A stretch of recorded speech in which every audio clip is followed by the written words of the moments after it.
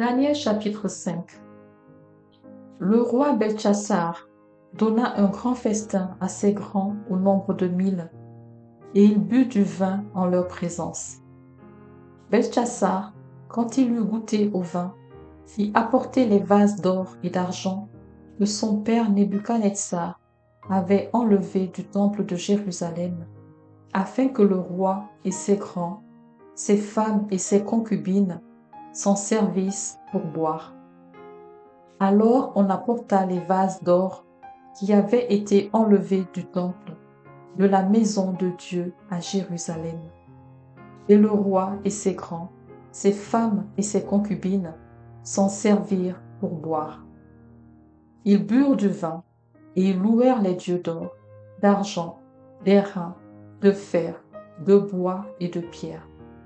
En ce moment, apparurent les doigts d'une main d'homme et ils écrivirent en face du chandelier, sur la chaux de la muraille du palais.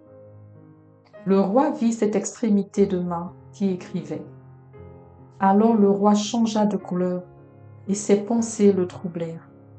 Les jointures de ses reins se relâchèrent et ses genoux se heurtèrent l'un contre l'autre.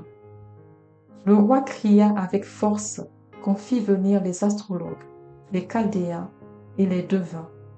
Et le roi prit la parole et dit aux sages de Babylone, « Quiconque lira cette écriture et m'en donnera l'explication sera revêtu de pourpre, portera un collier d'or à son cou et aura la 3e place dans le gouvernement du royaume. » Tous les sages du roi entrèrent, mais ils ne purent pas lire l'écriture et en donner au roi l'explication.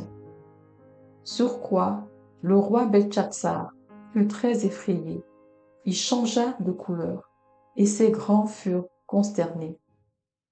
La reine, à cause des paroles du roi et de ses grands, entra dans la salle du festin et prit ainsi la parole. Ô roi, vis éternellement, que tes pensées ne te troublent pas, et que ton visage ne change pas de couleur.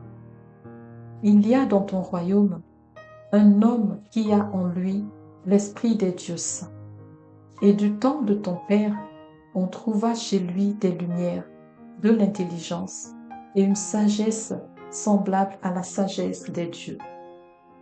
Aussi le roi Nebuchadnezzar, ton père, le roi, ton père, l'établit chef des magiciens, des astrologues, des chaldéens, des devins, parce qu'on trouva chez lui, chez Daniel, nommé par le roi Belchassar, un esprit supérieur, de la science et de l'intelligence, la faculté d'interpréter les songes, d'expliquer les énigmes et de résoudre les questions difficiles. Que Daniel soit donc appelé et il donnera l'explication. Alors Daniel fut introduit devant le roi. Le roi prit la parole et dit à Daniel, « Es-tu ce Daniel, l'un des captifs de Juda, que le roi, mon père, a amené de Juda? J'ai appris sur ton compte que tu as en toi l'esprit des dieux et qu'on trouve chez toi des lumières, de l'intelligence et une sagesse extraordinaire.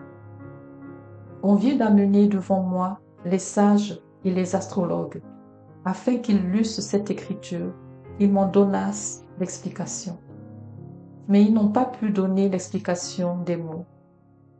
J'ai appris que tu peux donner des explications et résoudre des questions difficiles. Maintenant, si tu peux lire cette écriture et m'en donner l'explication, tu seras revêtu de pourpre, tu porteras un collier d'or à ton cou, et tu auras la 3e place dans le gouvernement du royaume. Daniel répondit en présence du roi, « Garde tes dons et accorde à un autre tes présents. Je lirai néanmoins l'écriture au roi, et je lui en donnerai l'explication. Ô roi, le Dieu suprême avait donné à Nebuchadnezzar, mon père, l'empire, la grandeur, la gloire et la magnificence.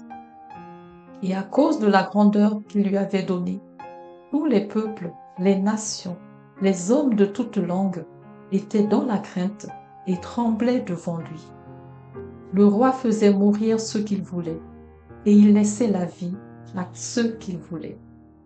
Il élevait ceux qu'il voulait, et il abaissait ceux qu'il voulait.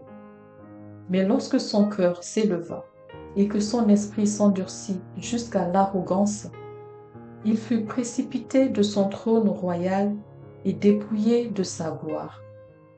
Il fut chassé du milieu des enfants des hommes. Son cœur devint semblable à celui des bêtes, et sa demeure fut avec les ânes sauvages.